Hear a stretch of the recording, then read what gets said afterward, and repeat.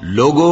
اپنے پروردگار سے ڈرو جس نے تم کو ایک شخص سے پیدا کیا، یعنی اول اس سے اس کا جوڑا بنایا، پھر ان دونوں سے کثرت سے مرد و عورت پیدا کر کے روئے زمین پر پھیلا دیے، اور اللہ سے ڈرو جس کے واسطے سے تم ایک دوسرے سے حقوق کا مطالبہ کرتے ہو، اور قطع رحمی سے بچو، کچھ شک نہیں کہ اللہ تمہیں دیکھ رہا ہے، اور یتیموں کا مال جو تمہاری تحویل میں ہو ان کے حوالے کر دو، اور ان کے پاکیزہ اور عمدہ مال کو اپنے ناقص اور برے مال سے نہ بدلو،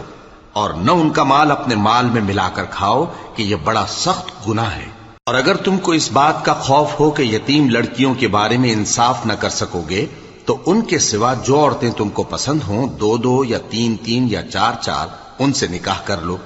اور اگر اس بات کا اندیشہ ہو کہ کئی عورتوں سے انصاف نہ کر سکو گے تو ایک ہی عورت سے نکاح کرو یا باندی سے تعلق رکھو جس کے تم مالک ہو،